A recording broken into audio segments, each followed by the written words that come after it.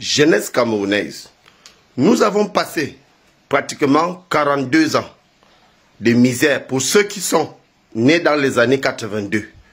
Nous avons constaté que rien n'a changé dans notre pays à part la destruction massive de nos biens, de nos enfants, de nos frères et sœurs anglophones qui sont tués par ce régime criminel. Alors nous vous invitons, en tant que Camerounais, jeunes Camerounais, à comprendre que même en allant aux urnes, ces hommes ont décidé de confisquer le pouvoir, que rien ne va changer. Alors, nous devons tout simplement nous remettre en question, s'unir comme un seul homme pour demander le départ définitif de ces régimes criminels. Nous devons contester la candidature du roi Paul Biya alias Hitler à sa propre succession.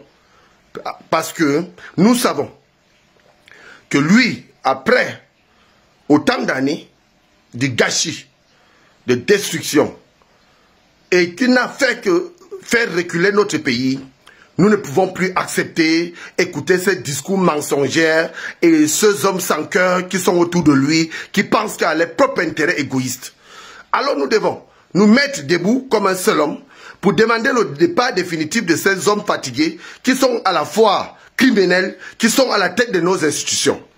Ici, le commandant de force révolutionnaire Ramon Kota, I love my Cameroun. Nous avons vu dans d'autres pays où l'armée a pris en main les choses et l'armée se met derrière la population et ils ont réussi à chasser ces dictateurs qui sont encouragés, qui sont soutenus par ceux occidentaux qui pillent nos nations.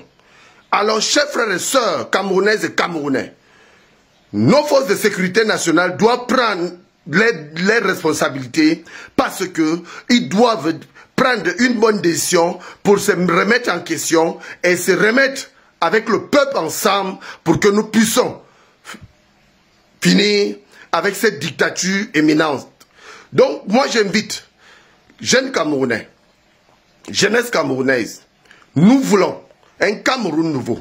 Nous ne voulons plus ces vieillards qui sont à la tête de nos institutions, qui passent tout le temps à piller notre pays et à massacrer nos frères et sœurs anglophones qui sont dans les régions que nous connaissons et à envoyer nos frères francophones aller mourir dans le Nozo.